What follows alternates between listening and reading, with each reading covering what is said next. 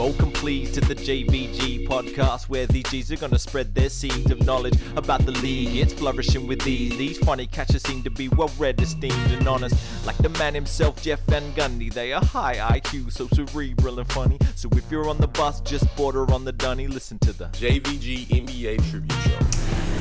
You're listening to the JVG AFL Tribute Show. I'm your host, Marco, here with my co-host, Lucas. Lucas, how are you? I'm well, Marco. You threw a real spanner in the works there. How are you? What do you mean? JVG AFL Tribute Yeah, I Show. thought it was funny. Yeah, I know. I wasn't expecting it, is what I'm saying. I mean, you know, we're not going to talk about the AFL at large. We're going to talk about a little subsection of it, but yeah, I guess it was as disarming as it was funny to me. As disarming to you as it was funny to me. Yeah. But who are we talking about? You said a little subsection of the AFLW. Who is that? Just one of the 18 teams, the Essendon Football Club. Yes. Episode 2 of the Essendon Football Club on the Jeff Van Gundy Tribute Show, more widely. Episode 168 of the Jeff Van Gundy Tribute Show, even more widely than that. Can't wait for next week. Yeah. The big one. Yeah, so many episodes, man. Yeah, that's a lot. You know, now that we're here, it does seem a bit insane, and I know that we used to be exclusively basketball, but it does feel insane that we've only done 2 episodes on Essendon. Yeah, that's true. Or even, have we done, even 2 episods about footy? Yeah, true. Considering how much football we watch and talk about together. True. And that we've pretty much had carte blanche on this show for 110 episodes. Yeah. Also, it's like the number 1 draft picks in the NBA. How many of them are from Melbourne? And then how many of them are Essendon fans? Yeah, I feel like 3 of them. That's what it is. All 2 episodes of the footy are about Essendon. Yeah. Also, I feel like this is a pretty unique JVG vibe. Friday night. We don't usually Insane. record on that. We just had a not beautiful day, but a warm day in Melbourne. Well, what could possibly go wrong with that? Some of the worst winds I've experienced in a while, and then just starts pissing with rain. It's thundering right now. Sipping on a Filter XP. I actually had a funny experience buying these at Dan Murphy's, if you'd like to. Oh, you went to a Dan Murphy's to find to get them. So I went to my parents to drop the car off and pick up my bike after work. And then the Brunswick Dan Murphy's is weirdly in the only bottle shop between my parents' house and my house. Okay. I was like, okay, sure. And so I go get the Filter XPAs. The place is packed. It's quitting time on Friday. Everyone's getting beers. And then we have what time? 5:15, I want to say. Jesus Christ. We're in Bedlam. And then they had 1 register open, despite having 6 registers as well. Why? Which is also more registers than I'm used to Dan Murphy's having. And the woman who's paying, the guy's scanning her stuff. He's like, "Oh, do you want a bag?" And she's like, "Yeah, a paper bag would be good." He goes way too far away to get a paper bag, comes back, puts her stuff in the paper bag, and she's like, "Oh, actually, I might get one of those cloth bags over there." And then so she gets the cloth bag, she hands it to the guy. The guy is trying to scan it, and then he calls someone over and he's like, "Oh, do you know what this is called? I don't know how to enter it." No, come on. And the guy's like, "Yeah, you're just gonna have to put it in manually." Anyway, how much was the cloth bag? $5. How many people were lining up? 6. They have, to be fair, they accumulated very quickly. Okay. And then the guy, not knowing how much the cloth bag cost, actually prompted a bunch of staff to come to the front of the counter, and then all the registers open up, and it was okay, we're open for business. So I'm second in line. This burly guy goes to the register, and he goes, "Hey mate, can I help you with that?" Lee Matthews. Just completely completely disarming voice. Completely Matthews. And then I push the 4-pack over the counter, and he goes, "That is an unbelievable beer." God. And I was like, "You're so right, man." Incredible. How old is this guy? He would have been in at least his 30s. Okay. Yeah. Wow. The plot thickens. That's an incredible, such a bad start. Yeah. Like an incredible finish. Oh yeah, the customer experience in the end, I was totally happy with it. Yeah. That's so funny, man. And yeah, you're right. He's spot on. It is an incredible beer. So good. Was he like perplexed? Was he as like emotive when he was serving you as you were just then? I think it was, his voice was exactly like that. The emotion was in his voice, but he's just going through the motions. Yeah. Like he probably says that about every beer. Yeah. You've made the sale, man. Yeah. That's awesome, man. I'm happy to be drinking him here with you. Yeah. What an incredible beer. And you also said what a weird time to record, Friday night. It is a very weird time to record. We were going to record after the Essendon Bombers' most recent game against the Sydney Swans at Mission Whitten Oval. At Mission Whitten Oval. But two things got in the way. One, we were probably both too tired. Yeah. In retrospect. Yeah. And two, and much more importantly, I'd received access and an email from someone at the AFL that said all good. No idea what was going on. When we got to the stadium, didn't know who to ask, didn't know who to go to. Had 10 different conversations. I had one conversation with 10 different people on 10 different occasions, and no one seemed any the wiser. So that was. So that opportunity, I think, is gone. But that would have been really cool. But yeah, it was. I dropped you back home and it was like 9:45. Yeah. Man, what about the dream run we had on the way in? Oh, incredible. So I picked up Marco from his address A, let's call it, which is 40 minutes away from Mission Whitten Oval. It was, the Google Maps was saying 35 on a good day. Yeah. And I would have gotten to yours, let's say 45 minutes before bounce. Yep, I would say so, yeah. And we had an as expected ride in, and I was pretty peckish. So I was like, man, we have to stop off that Hungry Jack's. Ordered the Hungry Jack's on the phone. We were at the Hungry Jack's for less than a minute, including parking, pulling out, and then exiting the Hungry Jack's. And we made it to the stadium with 10 minutes to spare. It was crazy. We were there was a sense of cockiness by the time we got into the stadium. Yeah. You hawked out an incredible car space. Yeah. Everyone else seemed to be going around the block, not us. No. We snuck right in front of a big car. Yeah. And then potentially stopped someone from leaving their driveway, but we'll never know. And then I feel like the magic of that. I feel like I recaptured the magic of that a little bit. If we had recorded right after the game, I feel like we would have fully recaptured the magic of that. Absolutely. When it was we've got no chance. It was like Harold and Kumar going to White Castle. I was so sure we were going to miss bounce. I was like, it's fine. Yeah. And it's not the end of the world. We got there with so much time to do. We got there, sat down, and then you said, maybe a minute after sitting down, should we get some beers? And I said, yeah. And then you got beers and went to the bathroom. Yeah. And came back. True. And we saw bounce. We saw bounce. I think my eyes weren't on the ground when the first bounce happened. But I was there. I was in my seat. Oh my god! You were comfy. Had your legs up. Maybe this is a good way to preface our discussion of Essendon with the experience of Mission Whitten Oval. It's a new local ground. Well, not just to us, but basically to everyone. No one's ever been there before. Yeah. What was it before that? I think it was a Whitten Oval. I think it was a Mission production plant. On the west side, West Side, as they say, so still kind of close enough to Essendon. And I feel like we have something in our contract which says we play 4 games at Windy Hill, 4 home games this season, and then 1 game at another stadium.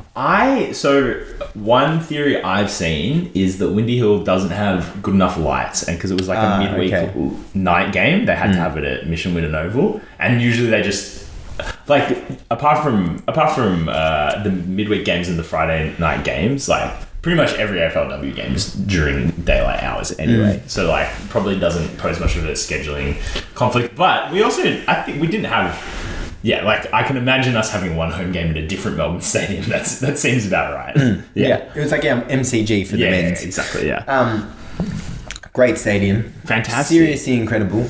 Probably 2,000 seats. Yeah. And then capacity 8K. Yeah. Including multiple hills and other benches, I would say.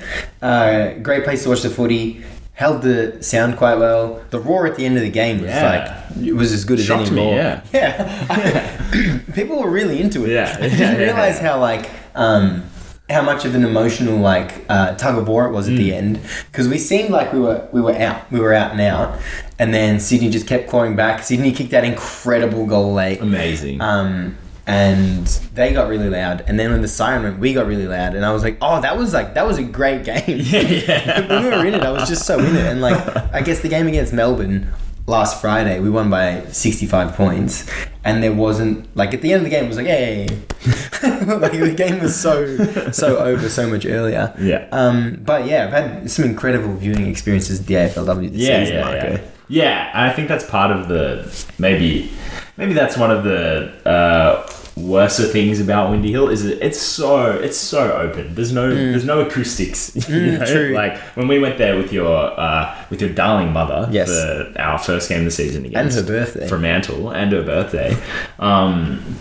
Yeah, there was just no vibe the entire first quarter, basically. Yeah. Even though we were like definitely on top during that period, you know, our captain hadn't had what looked like a season-ending injury at that point as well. Yeah, spirits should have been high. It was just like pretty quiet. Yeah. Whereas Whitten Oval had a little bit more of a vibe and acoustic sort of thing going on. Yeah, and ambiance. Yeah. At Windy Hill, I feel like they've drastically improved on like the crowd interaction since that game. But yeah, I remember it just went dead silent. It was like everyone was sitting. Imagine like being at the bar and everyone sitting at the bar, looking forward at the game. But yeah, we're sitting 3-3 right now. Oh, actually, you had one reservation of Mission Whitten Oval. What was it? No mission activation. Oh, yeah. Okay, so now I do think we have to go back to... We're going to have to go back to Mission Whitten Oval. We have a Friday night game against the Dogs there, but I'd honestly be down to go to like a neutral, like a Doggies game there on like a Saturday or Sunday afternoon when it's a bit warmer. Because I like to try the food. I like to be one of those people who kind of has an opinion on the food at all the grounds. Like... They actually talked about it on the Footy with Broden this week, but fucking the sauce and salt station at Windy Hill is just the most tragic thing ever. Yeah. There's one tiny table with all of the sauce and the salt on it. It's like a sawed-off trestle table. Yeah. And that time, when we went, I somehow managed to source like 3 different objects that was while incredible. carrying 2 beers at the same time. Yeah. Anyway, I'm getting way off track here. But yeah, there's all sorts of food options. Like there's a sort of like canteen cafe thing, the classic like generic vans. Then I think there's like people must be able to drive their vans up as well. It looks like nothing to do with Mission Chips though. Like, your brand is on the stadium. You produce food. Like that's the main thing you do. Not sponsor a footy team. That's the second thing you do. So like surely you should have some sort of like an activation where you're selling little packets of chips. Hell, even some Mission chili and lime nachos. Yeah. Wouldn't that be nice? That would be incredible. Wouldn't that be incredible? And you'd get it. Yeah. Oh, I get it every time. I'd be so attracted. I would have gotten it even though I wasn't hungry at all. I think everyone would get that. Yeah. Like everyone would go and be like, oh my God. You know what? Everyone would go and I'd be like, oh, sick. Chili and lime nachos. I'm going to get them. Yeah. Or they'd go and say, damn it, I just ate. But next time I'm going to get them. Yeah. But everyone would try that at least once. Yeah. It'd just, the only issue would be retention. You'd have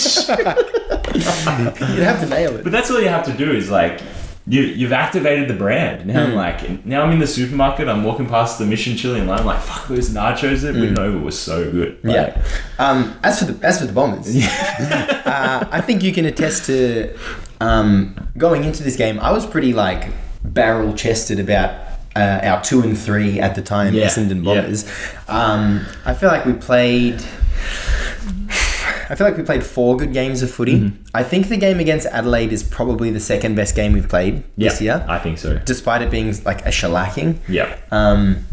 I think the game we played against Melbourne was just clinical. And I think some like Melbourne defensive woes helped us. But we also capitalised on every opportunity it felt like. But yeah, I feel like, other than the Freo game, I feel really comfortable with the way that the Bombers are playing footy, and 6 weeks in, 3-3. I'm probably feeling like we're 4-2. Like I'm feeling confident going into any sort of like any game that seems like it's even that we're going into. I feel confident that we can win. But I don't know. It's interesting. We're like I'm still not too worried about the outcome because as a team, we're still in our third season compared to so many teams. And our list is super young. Like super young. We did poach some vets, you know, but like we didn't go. We're not like, all right, cool. We're gonna get like 8 established AFLW players and just like win the league. Like we were, you know, we weren't like Sydney in their first season or like the Doggies and we're like, oh, we're fully going with youth, but like we weren't in the other direction either. Yeah. So there are still teams with like, you know, so much more continuity and just like the footy infrastructure's there. But yeah, man, I'm so happy with where the club is right now, and I'm so excited for the future because I keep clicking on these players' profiles and it says 20. Yeah. 20, yeah. 21. They're all born in 2004. It's crazy. Yeah, they're all born in 2004. Some are 19, some are 22 though. But yeah, I feel great. I feel great after six games. Yeah. What do you reckon? What do you reckon our strengths are, or what's promising for us? I think, well, the first thing that has been very promising this season, which is maybe like a more structural, cultural thing, just like our adaptability. I think we went into the season, you know, Paige Scott had been playing in the midfield a bit, you know, like, oh, it'd be good to have like a bit more sort of Bruton size in the midfield. Bonnie Too Good is just like the linchpin of our forward line, obviously. And then, Paige Scott missed first 2 weeks, 2 or 3 weeks even with an injury. And then, Bonnie's been out since quarter 2 of that Fremantle game. And that just obviously destroyed our offensive game plan in particular. And then we've just, you know, since then we've found ways to get goals that like I just didn't expect. Like rather than, you know, having these more sort of target players, it's all been about like defensive forward pressure, you know, like getting tackles inside 50, forcing the team to make mistakes. We saw that so many times against Melbourne. We saw that so many times against Sydney. We even saw that against Adelaide. Like I think we were really like, even though we were such underdogs in that game, we were really like pressing high and just like piling it on them. And like Dario Bannister has just reaped, you know, the benefits of that that offensive system. Like, I don't know. I feel like she's kicked 20 goals this season. It feels that way. It's not that many, but just like when the ball's in the 50, like she's there, like, you know, laying the tackle or, you know, tussling someone off the ball, like doing some sort of off-ball work, just like sniffing out a possession. She's there. And I think that's really just like set the tone for the rest of our like forwards and midfielders in particular. Apart from that, I think our midfield clearance game is really, really good. Like I think there's still this like gap in the AFLW between those teams that have, you know, been around it every single year and everyone else practically. But like, you know, when Steph Wales is playing well, which is like, you know, 75% of the time, we just have such good bodies around the ball to sort of complement her and to like get it out of the contest and get it moving. Like obviously Mary Prince-Marcus like just cannot lay a kick wrong. Like she just has that absolute precision and good decision making with disposal. Like I said this to you at the game, there was this moment in the second quarter against Sydney where she got the ball on the wing and like there was just Sydney players just coming down on her so quickly, and she just took one more step than any other player would have, and it gave her enough time to like make the right decision and just make an unbelievable handball and get herself out of that situation instead of just like panicking and like getting rid of it straight away. I think Nanscorn might be our best player so far this season. Like she's just been elite, like always around it, so scrappy, and then just so composed once she gets it. Steph Kane's been really good as well. So I just think that's just such a good basis to build from, especially when we can have Paige Scott, like, you know, going into the midfield when we don't need them up front.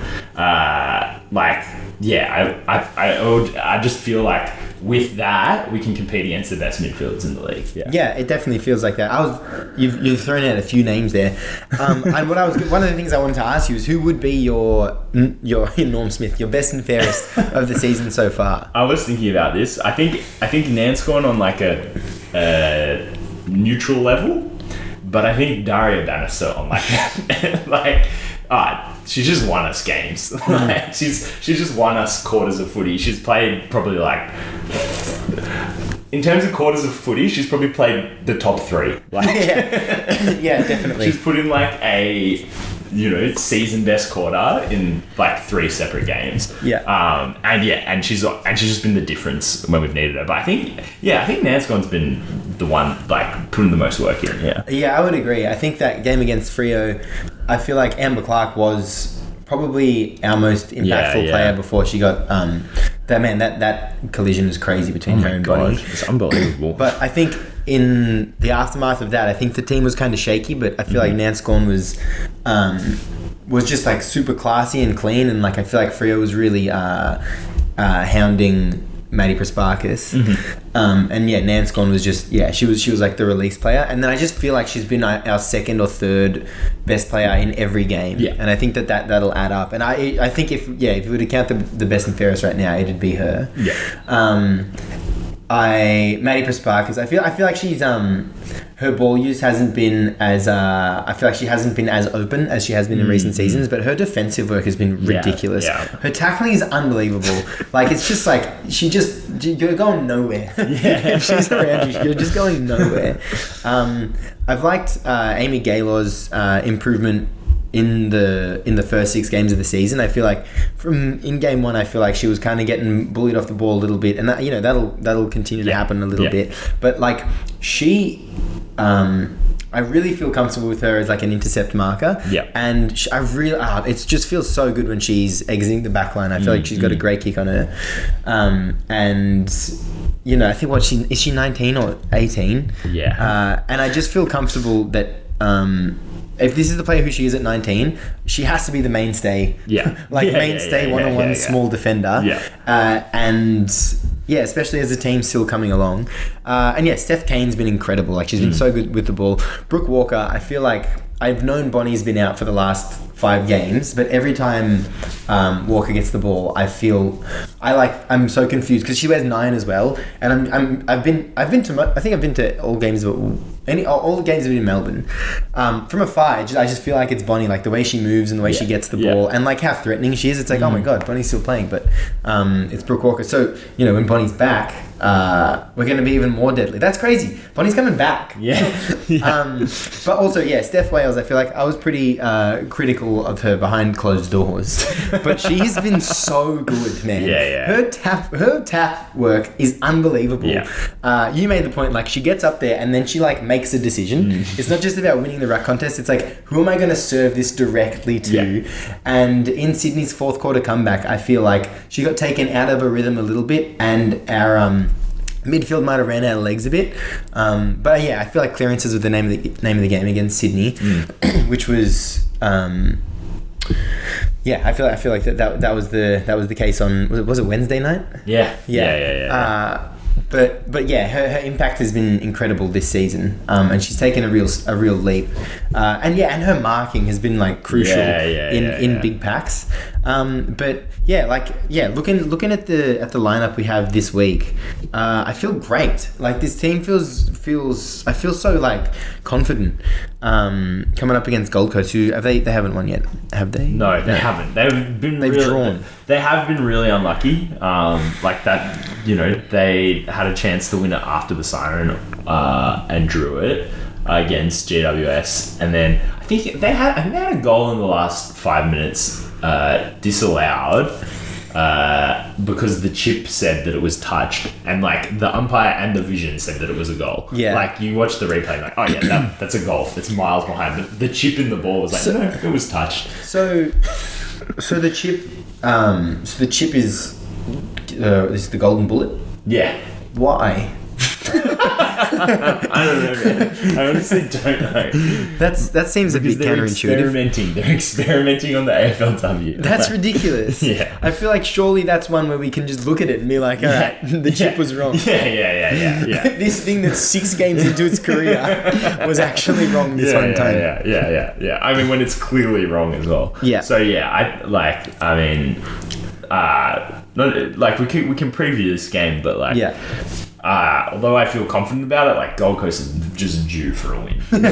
Due for a win. I also just feel, having been to the Gold Coast for the men's game and then going to Marvel, where we played them twice in the men's, and going to Marvel and seeing both of those games, I just don't think we'll ever beat them again. Ever. I feel like Mac Andrew beat us from fullback. Oh, God, Mac Andrew beat us from full forward. All right. So he's just better than the club. And I just feel so shaky. I'm confident in who we're putting out there. But me personally, I see that Guernsey and I just shut up. and it is, and I think you're right. I think they are due for a win up in People's First. Is it? Yeah, it's a People's First. Yeah, God, People's First on a Sunday 1 p.m. Beautiful part of the country, man. That would be a great game to go to. Yeah. That'd be a great game to go see a W game at as well. Yeah. I went to GMHBA Stadium this week as well. Oh yeah, man, you've had a tour. I think the more stadiums I go to, the more holes I see in like Marvel and the MCG. 100%. But there must be some sort of give and take when you can cater for 100,000 people. yeah. Or whatever Marvel is, 60 something K. Yeah. But yeah, I think I prefer the viewing experience at the smaller stadiums. Yeah, 100%. But yeah, what do you reckon for this weekend? Yeah, like I feel super confident just based on the performances we've given, and like, you know, we've strung together 3 really good games on the trot. Like the St Kilda game was weird. Like, dude, I don't know what free kick St Kilda. Yeah. You know it's bad when if you were to go to the stats right now, you know how sometimes it evens out a little bit? Yeah. It still says, because the game's over, 29 free kicks to 18. Yeah. And I was there fucking furious, and I was like, 29 free kicks is way too many. It's a lot of free kicks, especially when it's 11 more than the other team. Yeah, and for like an absolute slog of a day as well. Like, yeah, I felt such an injustice. Yeah. But, as you were. Anyway, I don't think we can.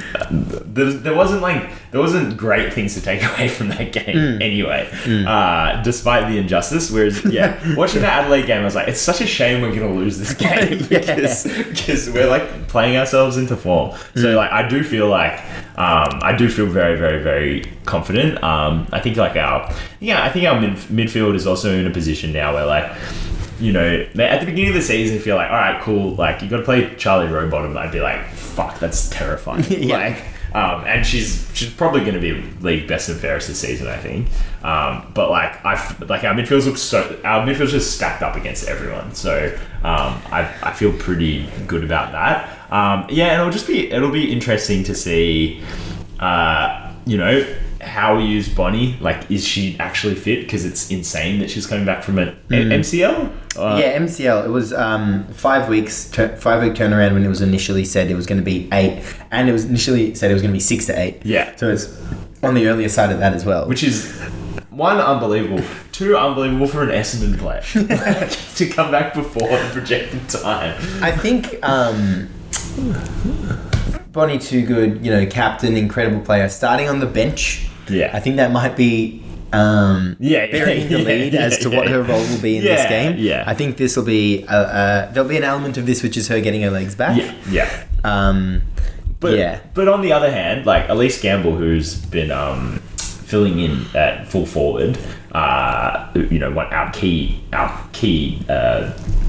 fullback, KPB,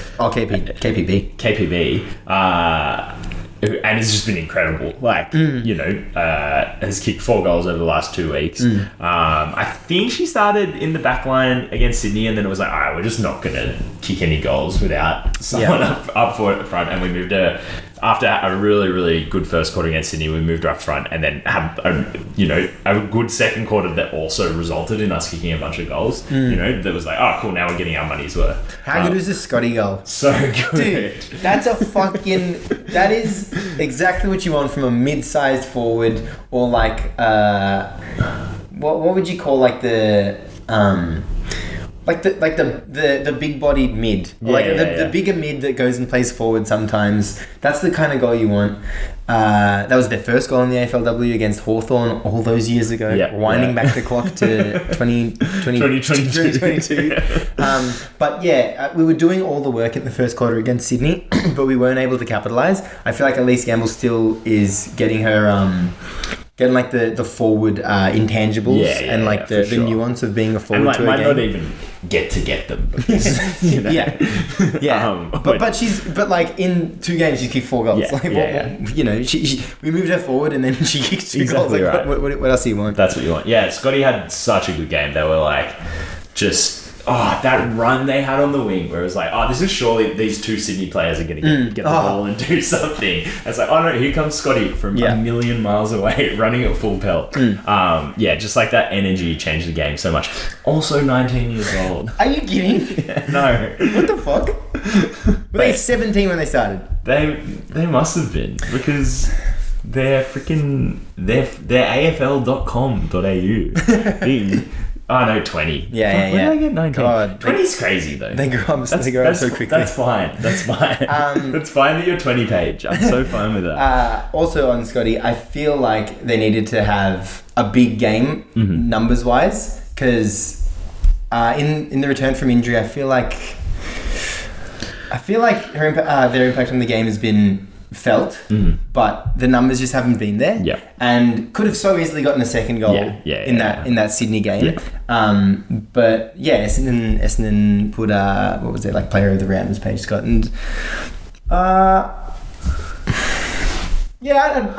probably go with that. I think like just having like, again, being representative of how we played that whole game, just like putting pressure on constantly. Took some amazing marks as well. Like truly one of the best markers. Yeah, attacks the ball so well in the AFLW. And then I think like I do agree with you. It's like you'd want Paige to be kicking more goals, but also they have been so good as that connecting forward, as the 75 meters out. Taking a good mark, on the wing, on the flank, in front, and then making good use of the inside 50. Yeah. So I wouldn't be too concerned about the lack of goals. But it's so exciting when Scotty kicks a goal. Yeah, that's the main thing. Because 15 touches, 1 goal, good game. 15 touches, 2 goals, great game. Yeah. Also set up one of the gamble goals. That's where I was going next. It's so exciting to be like, where are the goals going to come from in this game? Yeah. And knowing. Like, Scotty, that can be a goal. Yeah. Bannister, that will be a goal. Yeah. Alexander, probably a goal, or at least will be the target in what eventuates in a goal. Bonnie, surely a goal. You feel like Bonnie has to kick a goal on comeback. On return, yeah. And then, Prasparkas is just, like, she'll just pop up and get one as well. Yeah, like, Prasparkas, Kane, Clark, and Nance Scorn. There's got to be a goal there. Maybe 2. Yeah. And that's enough to win you a game in this league. Like, but yeah, it's been an incredible viewing experience so far. I do want to just run through the losses we've had so far. Yeah. So there was the injustice against St Kilda. The free kick St Kilda game, where were you when? The game against Adelaide, where we played well. Yep. And then the game against Freo. Adelaide and Freo combined for 2 losses on the season. Yeah. I don't know why I said it like that. Adelaide and Freo have had near perfect seasons. Yeah. St Kilda, I'm not going to talk about that again. But then we've beaten West Coast, who are 4-2, and we beat them in WA. Yeah. We've beaten Sydney, who going into the game were both 2-3, and we beat Melbourne, who not having the best season. Yeah. But we didn't take the foot off, and I feel like it would have been so easy to do that. But yeah, we were clean. We just took care of business, and I just feel like I haven't seen a team that has a black base with a red sash going diagonally across it do that in decades. And in an 11-game season, like, you have to play. This is gonna sound so fucking SEN. You have to play as much footy as you can. Like, you can't switch off for a quarter just because you're 10 goals up. Like, you need to keep playing and like keep improving your game plan. And like this is still the craziest thing about the AFLW to me. The amount that teams improve during the season is crazy. It's unbelievable. Like you can see an AFLM team just like, you know, they put on all this good work in the preseason, and then maybe they have a few shaky games at the beginning of the season, and then they just win every game from like round 6 until the grand final. Yeah, like, I can't think of any from last season. And like you're not like, oh, it's cool they're doing this week. It's like, oh, they figured it out at this point, and then they just ran with it. Yeah, it's like you feel like, especially watching Essendon, especially having like been aware of every Essendon AFLW game ever, you see the improvement from each one across the 27 games that we've played, like in our club's history. Yeah, true. No shit. 27 games. That's how many games Brisbane played. Like, in the men. No shit. Yeah. Wow. Why do you know that? 23 plus 4, you know. Ah, okay. I thought you were also on AFL tables today, because I was. Oh, also, this is a Bombers themed episode. Congratulations, Joe Denver, on a great career. Great career, man. Thank you for the shout out. Yeah. Genuinely happy for him at this point. I always was. Yeah, I know you were, but yeah, I don't know why. I'm not all as gracious as you. One of the more puzzling AFL tables to look at as a key forward, we sent this in the Bombers chat, more than 200 games, less than 400 goals, and just a superstar. 6 foot whatever, one of the best players, you know, in his position. Only 30 as well. But you can understand. You can understand the career he's had and like the relationship he's had to footy, that this is the time to call it. Should we just have a quick run through the 4 games beyond Gold Coast? Yeah, the run home. Also another fun thing about our season, Essendon Bombers 100%. 205 points for, 205 points against. Yeah. Oh, that's awesome. Yeah, one of those anomalies. That's so good. That's including getting... I was going to say, that's including getting belted by Adelaide, but then also belting Melbourne. Yeah. The men... Did the men go above 100% this year? Probably not. Oh, surely when we were like 8-1-2. I feel like we were like 98. Fucking hell. Like that was the thing. If the writing was on the wall.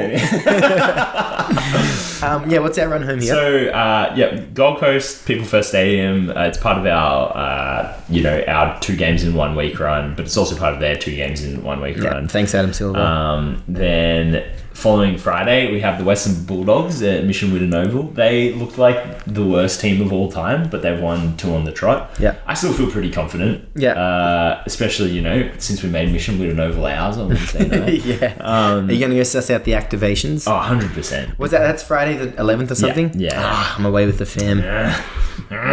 I'm really keen to go. May I see if Nick Visser wants to come with me. Oh, true. That'd be good. See if you can find that room. Hey, about that room, actually.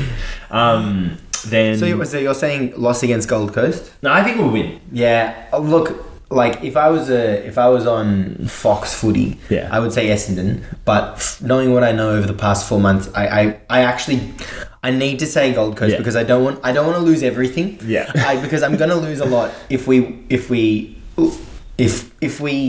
lose. I'm gonna lose a lot, so I don't want to lose the tip as well. Then the following Sunday, we have the North Melbourne Kangaroos at Windy Hill. Just got to write that one off, I think. we should go to it. 100%. Yeah. Is that our last home game for the season? Yeah, it is. That's crazy. Because the week after that, we are playing Richmond in Dreamtime in the NT, do they call it? Right. Probably. Am I saying it correctly? Potentially. Yeah, that's our home game? Yeah, technically. Yeah. That's annoying. At TIO Stadium in Darwin. Yeah. And then the week after that, we have Carlton at Icon Park. Date and time to be confirmed, but that game's going to be incredible. Is that that's early November? It'll be the first weekend of November. Yeah. Oh my god. Yeah. Oh my god. That's yeah. going to be incredible. We're playing in Darwin on your birthday, actually. That's No shit. that'll be a nice cap to your fam dinner. You can 8:15. Thanks, man. Wow, I reckon I'll be home by then. Yeah. If everything goes according to plan. That'll be awesome. Oh, that'll be awesome. Surely we get Olympia to stay up for that. North, I feel like that's got to be a loss. Richmond have been very good. They've been very, very good, but I think anything could happen in that game. Yeah. And Carlton are having a down year as well, but I do think Carlton are like at the level we're at, you know? Yeah, I think that's fair. I think Carlton, look, it depends on how their season goes, but I feel like that's a month away, so they could play into form. Yeah. And I feel like they will. Yeah. I feel more confident about the Richmond game. I feel like, the Roos game will be a loss. My logical brain is saying we'll beat the Suns, but my heart is saying I can't do it again. You got to go with it, yeah. And I feel like we'll beat the Bulldogs. So I'm feeling good. I feel like we should really beat the Bulldogs. I feel like we'll be, a 7-8, somewhere around that. 7-8, but like... on the ladder. to finish the season. Yeah. All right, live ladder predictor. Let's say we go... So what's that? Let's say we go 3-2 over those games. Yeah. Which I think is probably on the balance of how we're feeling about those games fair. Yeah, 6-5. Then, you hope we make finals from there. From 6-5, man, we might not jump into the 8. we might stay in 9th. We might be we might be the greatest number 9 of all time. Because we were 9 going into this round. Yeah. Pre-Sydney game. Yep. We could seriously just stay there. Oh my god, and set ourselves up so well for 2025. Bro, there needs to be 17 games. Yeah, for sure. I would feel so comfortable. I would be like 6 and like 7 would be a failure if there was 17 games. Yeah. Well, okay, so look at the teams who are above us, right? This isn't in the order they appear on the ladder, so it's gonna confuse listeners. But North, Brisbane, Adelaide, they're gonna be like good forever. Yeah. Like, they're never going to be bad. Yeah. Hawthorn having an amazing season. Yeah. Fremantle having an amazing season. And then the remaining teams are Richmond, West Coast and St Kilda. Richmond have, like, potentially the best player in the league. West Coast have this amazing turnaround under Daisy Pearce. And St Kilda looked like unstoppable for the first 3 games of the season, and they've been a bit shit since then. And sorry, the umps looked unstoppable. Nice. in one of those Good games. correction. And then there's us. So it's like there's just like for where we're at, like you were saying, for being as young as you are, we're batting, above average. I think. I love where the club is and where it's going, and it's so, man. You know when you go to a men's match and it's like I'm never gonna leave a game early, but when it's the third quarter, it's like, why the fuck am I here? Like, why do I support the team? I know that I know why. I know that I was born into this family that goes for Essendon, but like, what have they done for me to continue to cheer them on?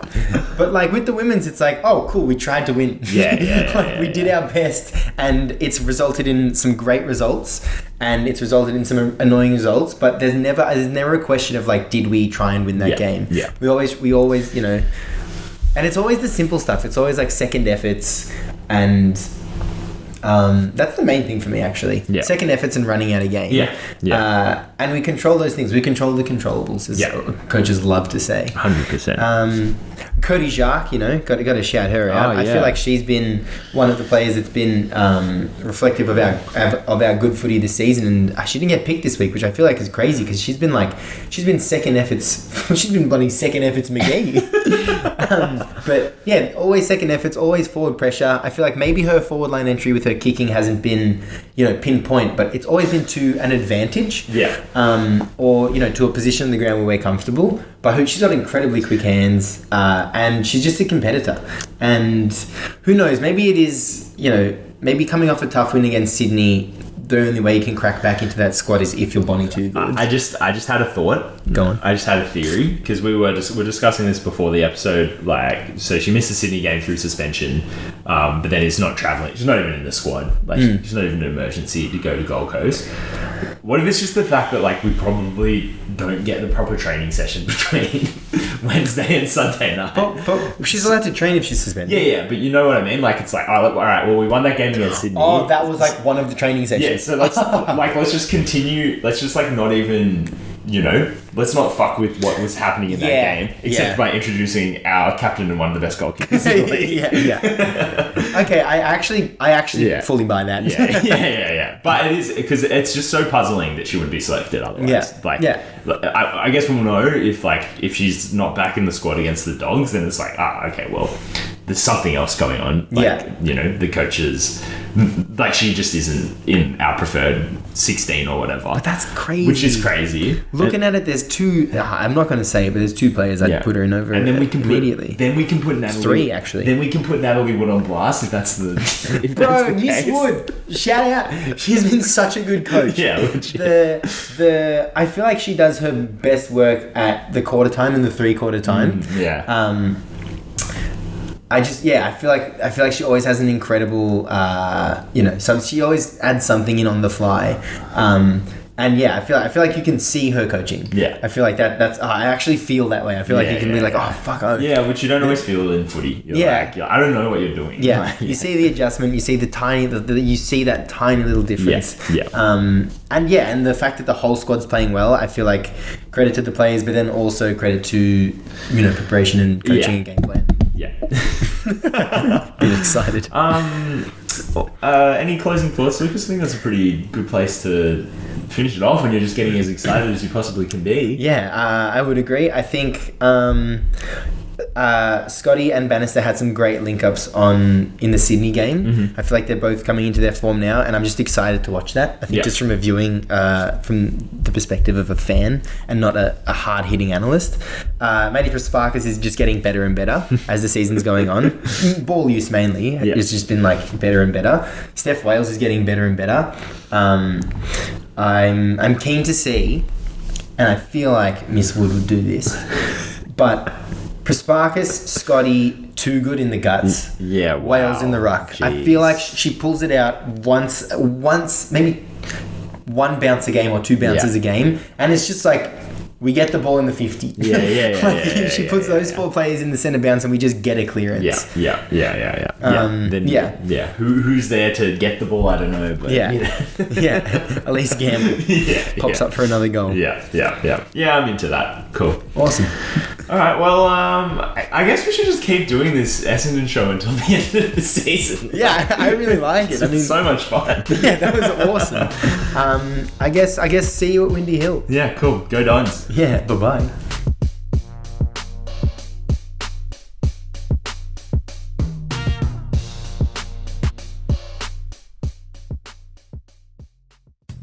The NBA moves so quickly these days, it's hard to keep up. Shams and Woj are breaking stories left and right, but the Quick Time Out is right there with them to keep you informed on the latest NBA news.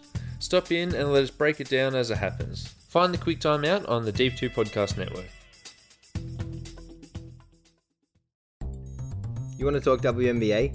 Maybe some WNBL? Australian Opals chat? Heck, even dabble in some EuroLeague? Find the W Basketball Show on the Deep 2 Podcast Network.